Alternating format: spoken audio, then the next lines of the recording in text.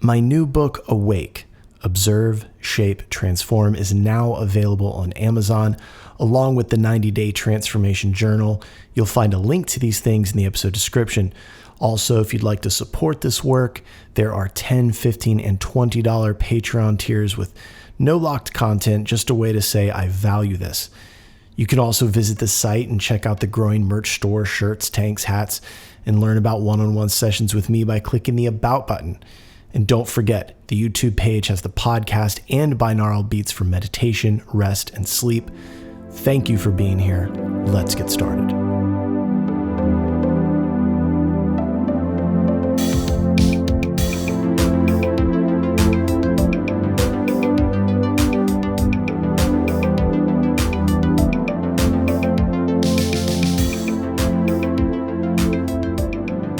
Welcome to the Infinite Spark of Being podcast. My name is Keith Welsh, and this is part one of a two-part episode on the Ramayana.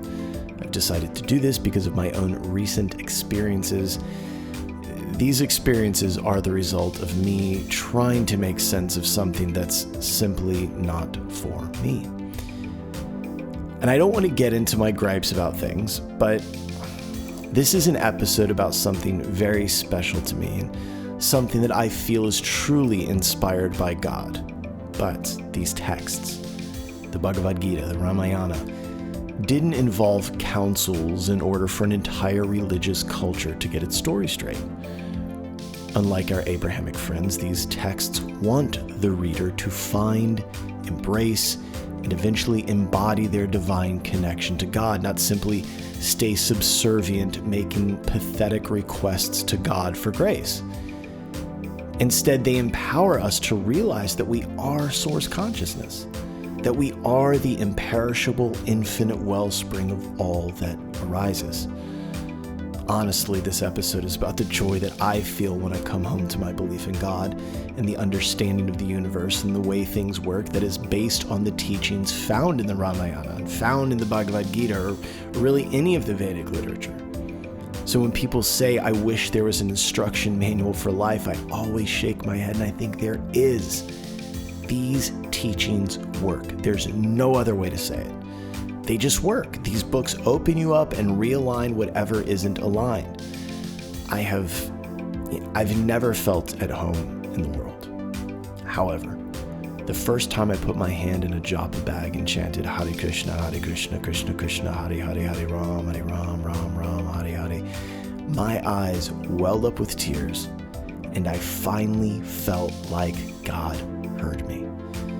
Then, as I grew and learned these stories, my consciousness felt expanded, and then once I learned and understood the deeper meanings of these texts, it's hard to explain, but things just felt right. So it's my absolute pleasure to dive into this and give the Ramayana the time it deserves. And I'll probably do even more on the Bhagavad Gita, though I recently did an episode on it. It deserves a lot more time than I gave it. So here we go, part one of the Ramayana, the appearance of God and the ascent of the soul.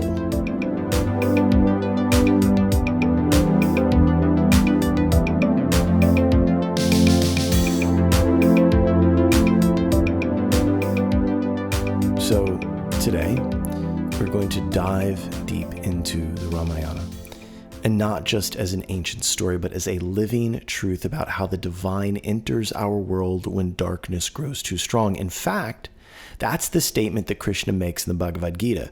Whenever there is a decline in Dharma and a rise of Adharma, he manifests on earth. And I want to take a moment to talk about where this story comes from, because it's not just a book. It's one of the oldest and most beloved spiritual epics ever told. So, tradition says that the Ramayana was written by Valmiki, a sage sometimes called the first poet. Adi Kavi. Adi mean the first, or the original. And Kavi means poet, or more accurately, one who sees vibration and light. Think about that. Now, this is one of those moments, right, where someone might say, why Sanskrit? because Sanskrit is not a language the way we understand words in English, right? In English, poet means poet. It's a sound that points to a thing that a person does, whereas kavi in Sanskrit is what the poet, quote unquote poet, does on a much deeper level. It's a word that represents the vibration of what the poet is doing, if that makes sense. So the story goes that Valmiki wasn't always a saint, like a lot of these people, right? He was once a thief, but through deep repentance and meditation, he experienced an awakening that completely transformed him.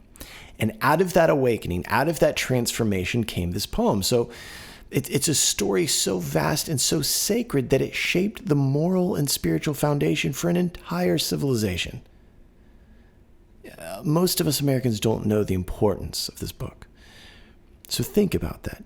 Kavi, one who sees vibration and light. So scholars place the Ramayana's composition somewhere between the 5th and 2nd centuries before Christ. But in truth, it's older than writing, because for centuries it lived in the voices of storytellers, priests, rishis, swamis, who memorized it and sang it before it was ever written down. And over time, it spread across India, into these parts of Asia, into Thailand, Indonesia, Nepal, Sri Lanka. And all of these cultures retold it in their own way, but it always has the same heartbeat: the triumph of love, courage, and truth over arrogance and fear. So in Sanskrit, Ramayana means the journey of Rama, but it's not just his journey, it's ours. It's the journey of the soul leaving the comfort of the known world, facing exile, illusion, and loss, and eventually returning home, not just to a kingdom, but to its own divine nature. And that's why this story still lives. It's not a museum piece, it's a mirror. Every time we read it, we see ourselves. The parts of us that are noble, the parts of us that are lost, the parts of us that are still fighting to find their way back to the light. So as we move into this exploration of Bhakti Yoga, of living devotion, I want you to keep this in mind.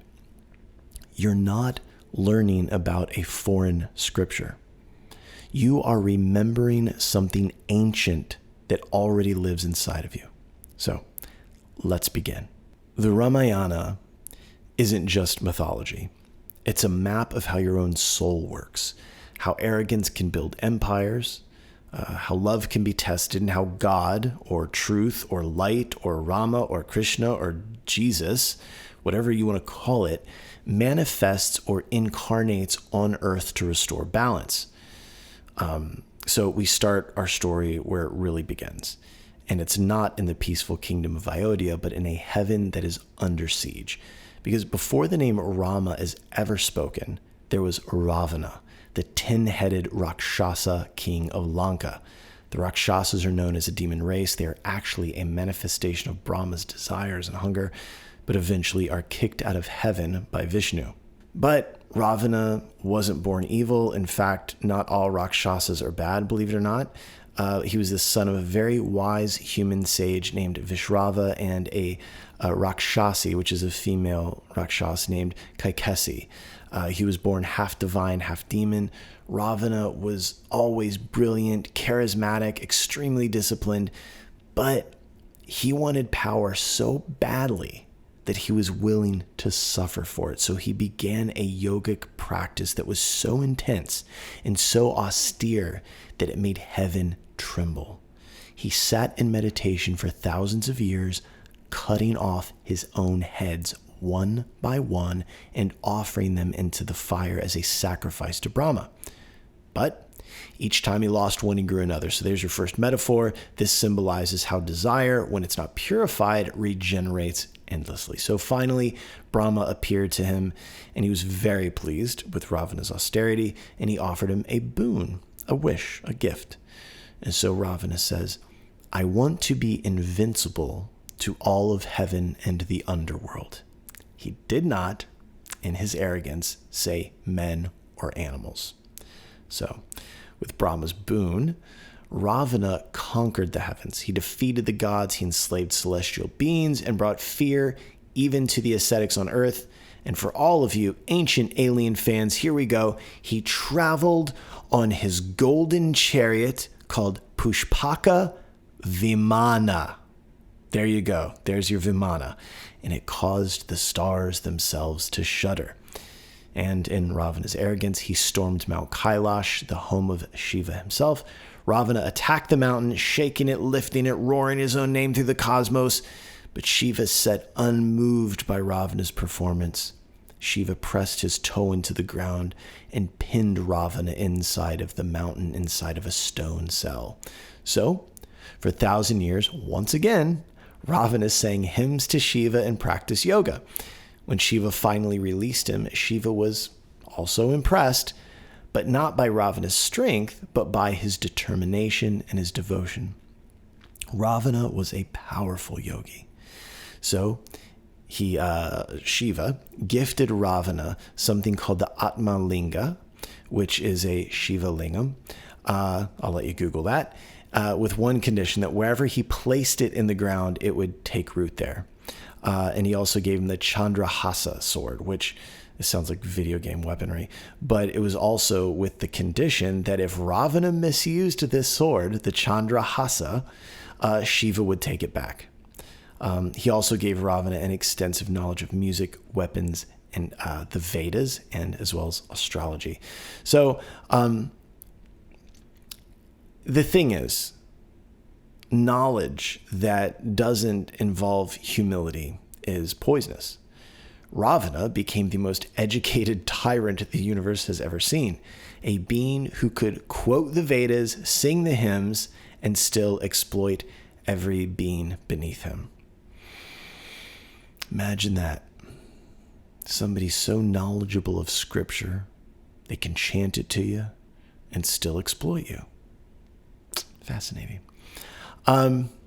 Anyway, the heavens truly suffered. The gods had nowhere to turn. Priests on earth could no longer complete a single sacrifice. Nobody could get through the practices.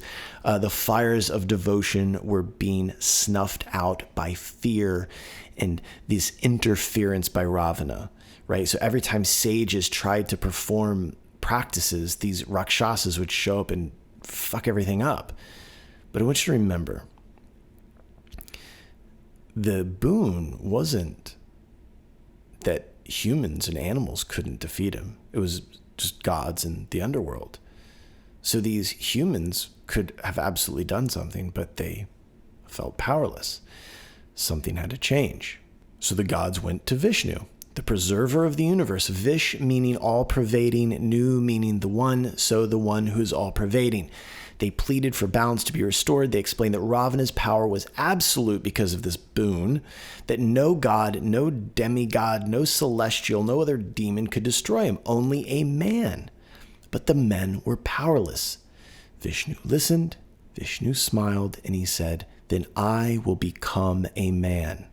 This is Vishnu, the all-pervading and sustaining spirit of the universe, source, God, taking birth into the world in order to restore Dharma. Now, there's something else that needs to be understood.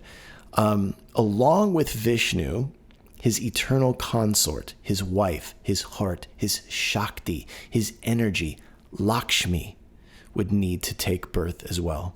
He can't live without his heart. He would have no power. So Lakshmi would take birth as Sita. Remember that. Lakshmi takes birth as Sita. Lakshmi is the heart of God, the potency of Vishnu. And Sita, who we'll talk about later, that's his energy, that's his heart. That's the heart of God in human form and is absolutely necessary in order for Vishnu, God's power, to be complete. And this is why when you remove the divine feminine from the divine masculine, it's nothing. It's hollow. Religion without the other half of God has to resort to rule following and policies because it has no divinity, no spiritual potency. It's neutered. It only exists as rules and commandments. We, as humans, are a manifestation of God, an extension of the Almighty in flesh and bone. However, when a religion mistreats women, When it reduces the role of the divine feminine to a prostitute character or just being somebody's mom, just giving the gals a little nod, or worse, you make the divine feminine foolish, a la Eve, Lilith, Sophia, you make them, the female, an error. And when a religion does that, it has to resort to violence and control because the spirituality of the religion has no potency. Okay? So the followers then have to mix politics up in their religion in order to gain traction and obedience. Sound familiar? It turns God into some kind of supernatural politician that's reduced to rule-making and law policy, passing creation shit. And if our consciousness is a reflection of our personal understanding of God, I would have to say that you don't understand God, or at the very least, your guidebook sucks. Wisdom frees you, policy, rulemaking bind you. Now, as for Lakshmi, she represents prosperity. She represents good fortune, and together Vishnu and Lakshmi create a world of harmony, balance, prosperity. This is the importance of the divine feminine being in union with the divine masculine. And since I love to show you all how these dots connect, the lady, as spoken of by Chris Bledsoe, UFO Experiencer, is Lakshmi. This is Shakti. This is Saraswati. This is the missing piece of God, the divine feminine, that, as the lady told by Chris, has been excluded from the world, but is going to make a return. Now, these are my words, not Chris Bledsoe's, but why would they, the power structure, exclude the divine feminine? Because of the patriarchy and the men. No. And I'm sure that you would love that to be the answer because it'd be so wonderfully simple for your pea brain to understand. But they do it because without the divine feminine, it's just religion. It's just rules, it's morals, it's policy. No Shakti, no power, no oomph.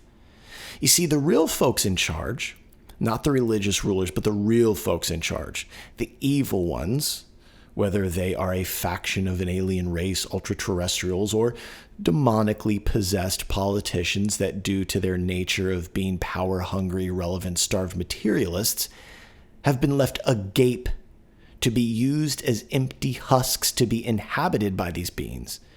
They need obedience. They don't need a bunch of empowered human beings realizing their true divine strength, lost in prayer and meditation, practicing Bhakti Yoga, chanting the holy names. No, that's no good for them. So they seed religions with falsity and strange sayings like, I am a jealous God, when jealousy is the result of a biological imperative experienced by humans and animals, not infinite love, dummy. But as usual, I digress a little bit. So, also, along with Lakshmi, Shisha Naga would manifest as one of Vishnu's brothers, Lakshmana. Shisha is the multi-headed serpent that Vishnu lays upon during the cycle of creation of the cosmos. He represents devotion to God as he supports God no matter what. In fact, he helps by holding the universe up on his hoods. He's a cobra. A multi-headed cobra, hence hoods, plural. Also, remember that, just remember that during our little journey here, okay? I'll definitely repeat some of this, but you know how I can be. So Vishnu, electing to take birth as a man, this is the first great turning point, right? The moment where the infinite decides to experience limitation for the sake of creation. It's the essence of the Ramayana, the descent of God into form. Now, down on earth, the righteous king Dasarata of Ayodhya had everything. He had wisdom, wealth, devotion, but no sons. Despite performing every ritual, his lineage was at risk of ending. And here's where heaven and earth meet. The imbalance caused by Ravana's terror opens the doorway for the divine solution, Vishnu's birth as Dasarata's son. So the gods arrange for the king to perform a sacred ritual, the Putra Kameshti Yojana, which is a fire ceremony to invoke children, and from the flames arise a divine being carrying a bowl of rice, milk, and sugar, which I think sounds so delicious for some reason. But he instructs Dasarata to share this with his 3 wives. They drink it, something shifts in the unseen world, and from that offering, 4 sons are born: Rama, Bharata, Lakshmana, and Sastraguna. And though they're all divine, Rama carries the consciousness of Vishnu himself, and Lakshmana has the cosmic devotion of Shisha.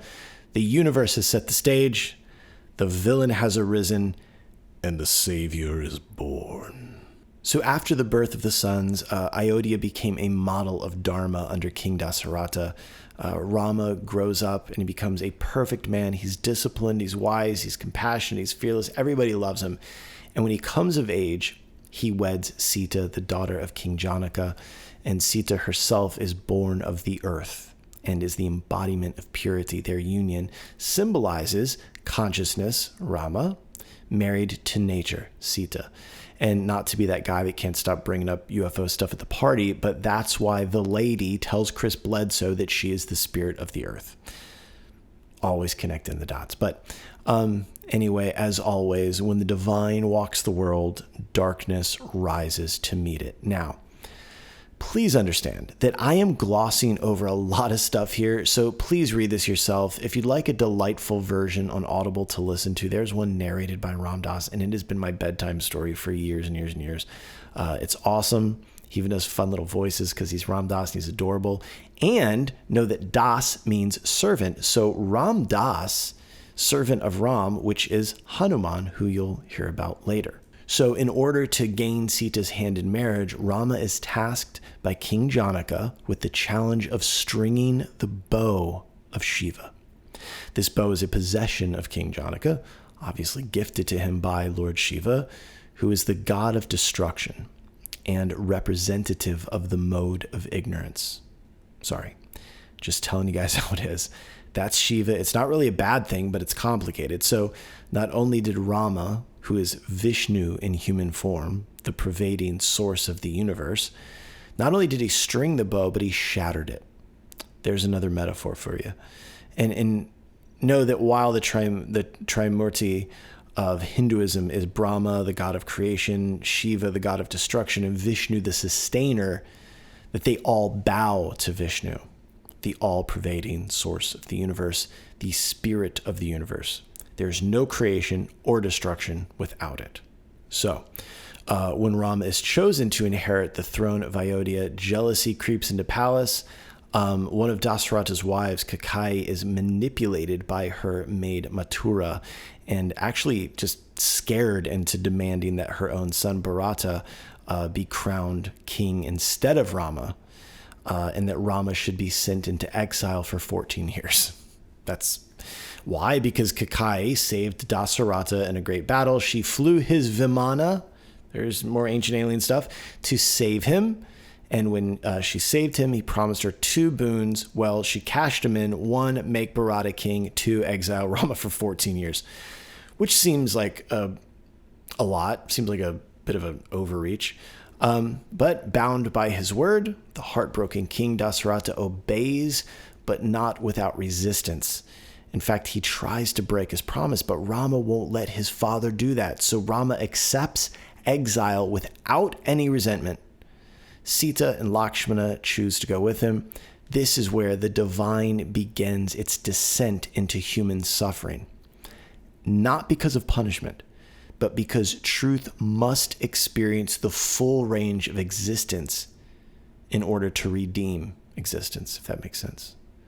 Like, this has to happen. This is part of it. This is, for our Christian friends, this is Jesus taking birth into the world and then going through the crucifixion. So while in the forest, Rama, Sita, and Lakshmana live in simplicity.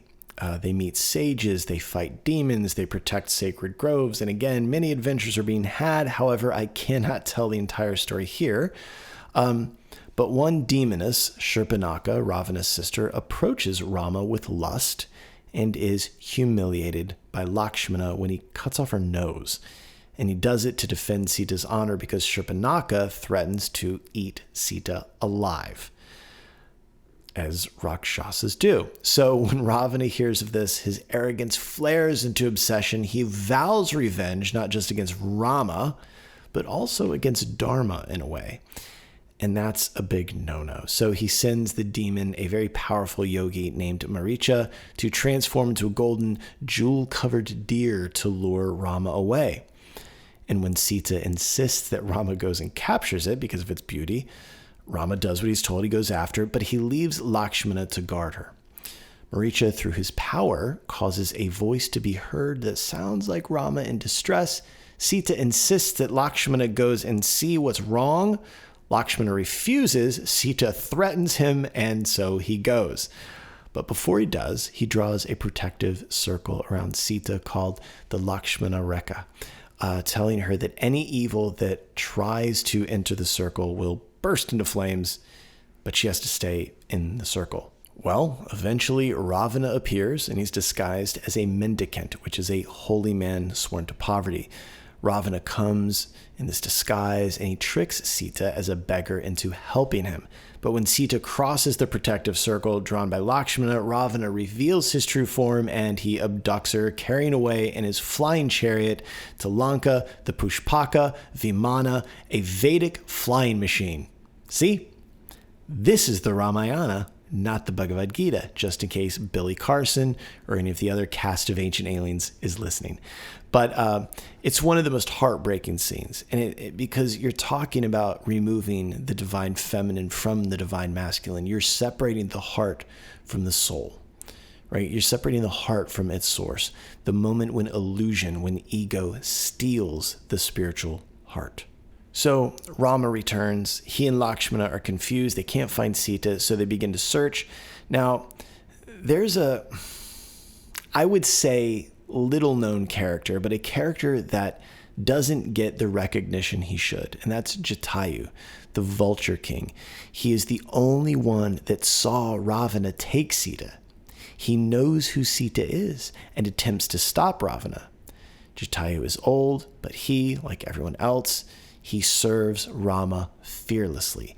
And this is also something that you start to see. Now, I don't know if everyone knows that Rama is God, but they sure act like it, which I find interesting. Unrealized divinity seems to be one of the themes in the Ramayana. So Jatayu, despite being very old and physically outmatched by Ravana, flies and attempts to stop Ravana, but in the end, Ravana slices off one of Jatayu's wings in flight. Jatayu falls to the ground and lays there bleeding. As Rama and Lakshmana are searching for Sita, they find Jatayu. Jatayu tells them what happened. Rama recognizes Jatayu's heroism, sees that Jatayu is close to death, and performs his last rites. Now, Rama is obviously devastated. He's devastated that Sita is gone, but he didn't drown in despair. He keeps moving forward. Again, I encourage you to read this on your own or listen to the audible version by Ram Dass, because there's a lot in this story, and we just can't get into all of it here.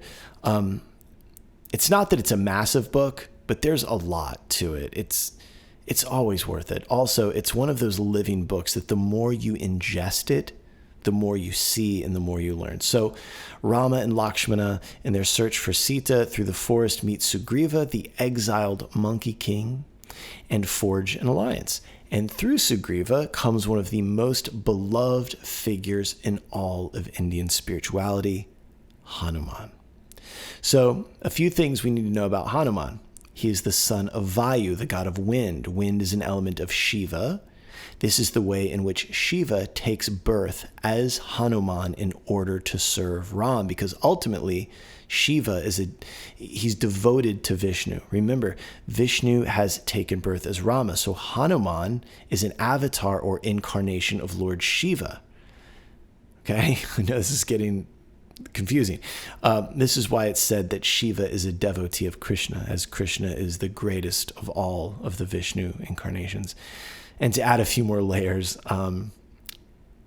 this is how destruction, right? Shiva serves the sustaining aspect of God, Vishnu. This is why it's not as simple as Shiva is the mode of ignorance and destruction. It becomes this thing of, is it destruction or is it coming home? Meaning, if you have the ocean, and the ocean is Vishnu, the force that creates the waves is Brahma, and then the breaking of the waves is Shiva. Is the wave being destroyed, or is it returning to the ocean? And furthermore, is it a wave or is it the ocean? Wave being the relative, the ocean being the absolute. It's only relatively a wave, but it's absolutely the ocean. I don't know if that's a foolproof analogy or not, but there you have it. I'm sure you've heard me say it before. Anyway, there's another layer I'd like to add to show the genius of these stories. The Gita being a chapter of the Mahabharata, right? Well, one of Arjuna's brothers is named Bhima. All of the brothers, the Pandavas, have gods for fathers. Arjuna's is Indra, the god of heaven, and Bhima's is Vayu, the god of wind. Interesting, right? There's even a story in the Mahabharata where Krishna arranges things so that Bhima meets up with Hanuman in the jungle while looking for a particular flower for his wife, Draupadi, wife of the Pandavas. But Krishna instructs Bhima to tell Hanuman that Rama needs him. Remember, Krishna comes after Rama. Rama. Also, above each chariot in the battlefield of Kurukshetra, there's a banner. Above Arjuna's chariot being piloted by Krishna is a banner with a picture of Hanuman. It's very cool. These stories go real deep. They got a lot of layers, many lessons, many allegories. It becomes very fascinating. They are very, very rich stories. So Hanuman is devotion incarnate. He's strong, humble, fearless, and completely surrendered to Rama. When he first meets Rama, he knows who he's speaking to. He has waited for this moment his entire life. Hanuman's life becomes one purpose, and that is to serve Rama.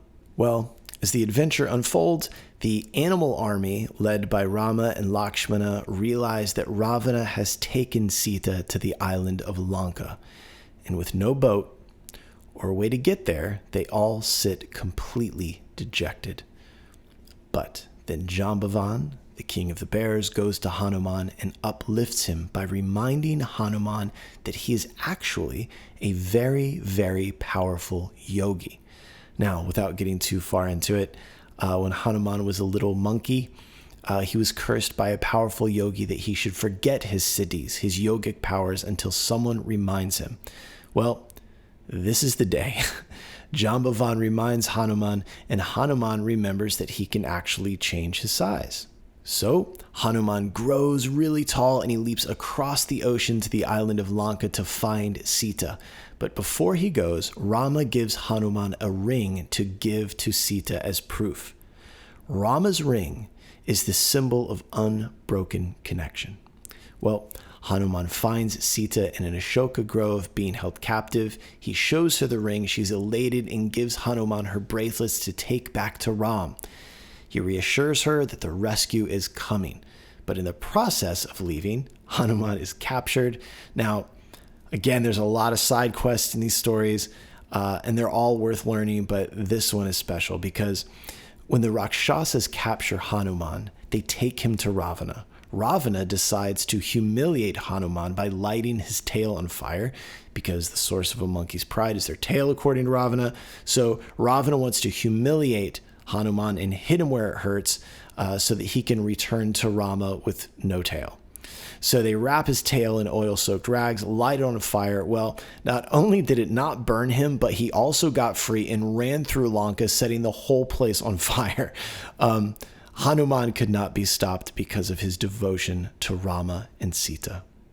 Hanuman represents courage, and this scene is the Bhakti yogi willing to burn down any illusion in order to reconnect the heart of the soul. Okay? Every act Hanuman does is an act of the heart. He doesn't think about himself. He doesn't weigh pros and cons. He acts from pure devotion. And because of that, nothing can stop him. That's the spiritual lesson here. When love becomes your only motive, your strength becomes infinite. So Hanuman returns to Rama and gives him Sita's bracelets and says, Lord, I found her. Rama embraces Hanuman and says, Monkey, who am I to you? And Hanuman famously replies, when I forget who I am your servant. When I remember who I am you. So Rama, with Hanuman and the army of monkeys and bears, builds a bridge of stones across the sea called Rama's Setu. Each stone floats because it carries the mantra Shri Ram on each stone. Shri in Sanskrit means prosperity or holy, so the mantra goes Shri Ram, Jai Ram, Jai Jai Ram. Jai or Jai means victory. Victory to holy Ram, victory to the holy soul, whatever you want to call it. But this bridge isn't just architecture, okay? It's the symbol of practice. Every act of faith, every meditation, every mantra, every prayer is another stone laid between you and your liberation, between your soul and your spiritual heart. And so when they reach Lanka, the war begins, but it's not a battle of hatred. It's a battle of restoration. At the start, a note is sent to Rama by Ravana. Now I need to say this. It's like when a musician covers someone else's song. They play with it. They tweak it here and there, but the song is always the same. The essence is always there. So the way the story was told to me, and the way many understand the story, is that Ravana knew the identity of Rama even though he pretended not to, even though he treated Rama like a human by being arrogant towards him. And I say that because it'll make sense later, but it also explains why in many tellings Ravana has a letter sent to Ram at the start of the war, and Rama is then instructed not to open it till later. I would also like to remind you that most people understand that these tales are for teaching, right? Though they're possibly based on a real event, the point of the story is to teach, to draw the student closer to their practice. So Ravana fights with all his might, his sons and his generals fall, and one of the stories within the battle that needs to be mentioned is the near death of Rama and Lakshmana. They're nearly killed and they lie bleeding on the battlefield. So Hanuman is sent to fetch a flower that has this high medicinal value, but it's way up on a mountain. So Hanuman goes to the mountain, but he can't find the flower. So he lifts the entire mountain and brings it to the battlefield saying, I can't find the flower, so I brought the mountain. I always thought that was kind of funny. But the point is to illustrate the devotion of the Bhakti yogi, right? This is the devotion that a Bhakti should have, that no matter what the Bhakti or anyone else, that they remain connected to their practice and to God. It's a show of absolute devotion that you will move a mountain for the thing that you are devoted to. So finally, Rama faces Ravana. Ravana, wounded and proud, refuses to surrender. Rama shoots arrows blessed by the gods, piercing his 10 hearts.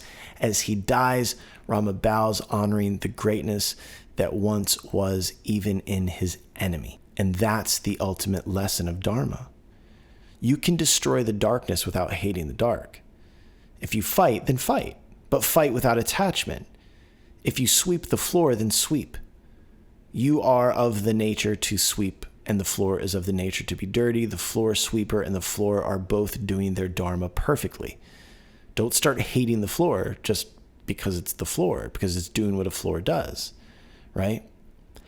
The dark exists so that the light can exist. They require one another. You only know light because of dark, and both are emerging from one source.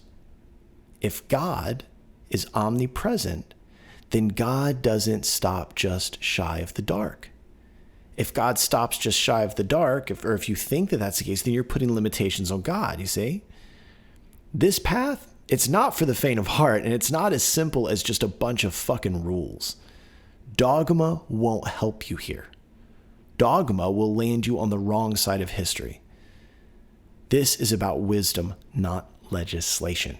So, Sita is rescued. They return to Ayodhya. Rama's coronation marks the beginning of Rama Rajya, an age where truth governs and love and duty stand side by side.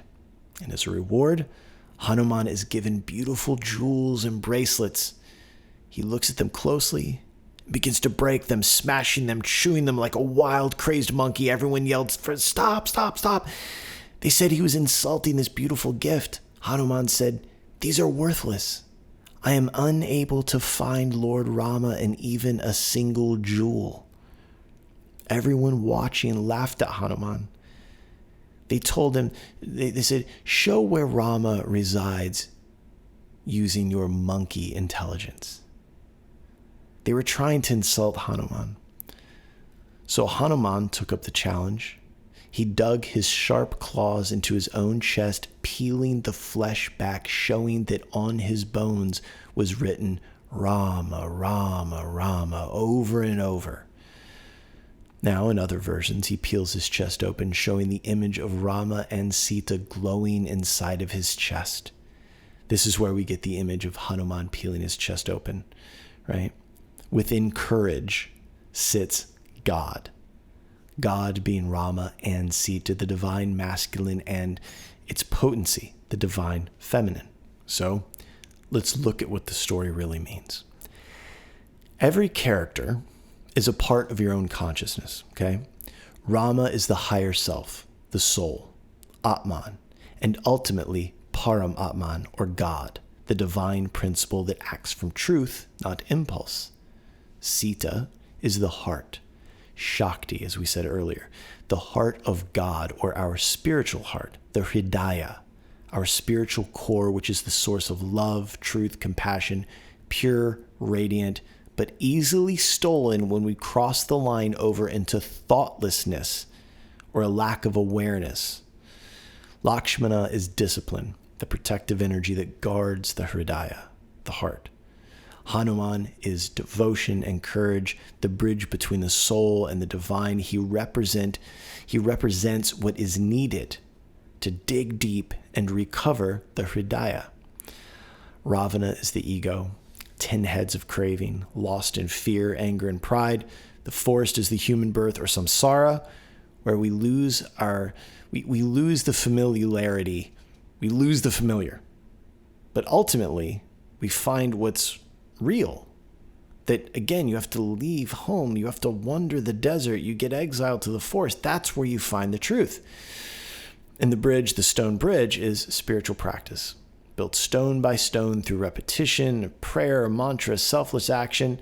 But it's the selflessness, as we've discussed in the Gita, where we do things without attachment to the little s self. And the war is the inner struggle, the battle between our materialist tendencies and the truth of the soul. And finally, Rama's return to Ayodhya is when we wake up.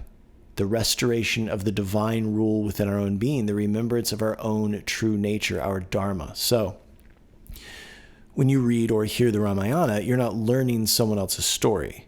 You're remembering your own story. Every one of us has a Ravana within, that side that knows but doesn't listen, that worships knowledge but doesn't have any love, right?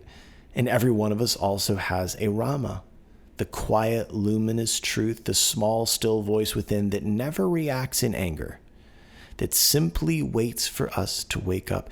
And more importantly, we all have Hanuman, the courage it takes to go and find the heart so that the soul may retrieve it from the ego. So, the Ramayana teaches that salvation doesn't come from escaping the world, but from living rightly within it. Rama never rejects the world. He walks through exile, love, betrayal, and war and remains centered. That's what Dharma really is. Not rules, but alignment, right? And Hanuman shows that Bhakti Yoga, it's not about belief. It's about relationship. It's about the courage to love something bigger than yourself, to serve something sacred without needing to get anything back, right? When you chant Shri Ram, Jai Ram, Jai Jai Ram, you're not calling on a distant God. You're awakening the part of you that can stand in truth no matter what comes. So ask yourself, where in your life has Ravana taken hold? Where is arrogance driving your decisions? And what would it mean for Rama to rise? Maybe your heart has been taken by grief or fear. Maybe you've forgotten Hanuman, that unstoppable courage born of love, right?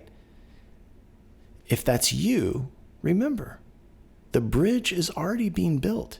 Every act of honesty, every prayer, every mantra, every thought, every thoughtful breath that you take is another stone towards liberation. And finally, the twist at the end, the letter that Ravana sends to Rama. At the end of the battle, Rama opens the letter and it reads, "My friend, listen. Lord Narayana, you are the witness. Dear Rama, think and remember how you promised Indra to kill me forever. Nothing is forever except yourself. Except dying at your hand, how else could I make you take me into your own self? I was only a Rakshasa. You were very hard to approach. Yet, seeking wisdom, I learned many things. I saw that heaven was impermanent. I discovered that the time of every life is one day full. And I found how all creatures that are separate from you are born over and over, always changing. Best of men, there are many kinds of love, but I never hurt her. I kept Lakshmi to lure you here. I offered you my life and you accepted it. You are Narayana, who moves on the water. You flow through us all. You are Rama and Ravana. You are the poet and the players in the play. Born as a man, you forget this. You lose the memory and take on man's ignorance again, as you will every time. Therefore, welcome back your Sita. The war is done." What you see, what you start to realize, is that this entire story was really about Ravana trying to get back to God. This entire thing was Ravana's yogic practice. This was his Bhakti Yoga. Ravana knew that Rama was God, Vishnu, Narayana. Narayana is another name for God. He knew that Sita was Lakshmi. She was Shakti herself. Hanuman knew that Rama was the Lord. He knew the importance of reuniting the Hridayan in human form as Sita with the Atman, the soul in human form as Rama. Or merging the divine feminine with the divine masculine, that requires courage. The path requires courage. Since we're in America, we'll say it this way for our Christian friends. Maybe we focus more on the Sermon on the Mount and a little less on the Ten Commandments. The Sermon on the Mount is about the soul, the Hridaya. The Ten Commandments are about legislation. So I guess it seems appropriate that lawmakers would rather have legislation carved into stone than the words of God, because Lord knows the Sermon on the Mount, the Beatitudes, would probably sound more like an indictment on the powers that be if they were sitting there on display inside a government building. So, on that note, Jai Shri Ram, victory to the Holy Spirit. I love you. Stay awake. If the infinite spark of being has brought you any value, consider supporting the work. And you can do that by checking out Awake and the 90-Day Transformation Journal, both now available on Amazon. The links are in the description. If you want to support this work on a monthly basis, there are $10, $15, and $20 Patreon tiers that have no locked content yet, just support. You can also swing by the website, check out the merch store, learn more about working with me one-on-one, and as always, the YouTube page has full episodes as well as binaural beats to help you with your practice. So I'll see you next week. Thank you, and I love you.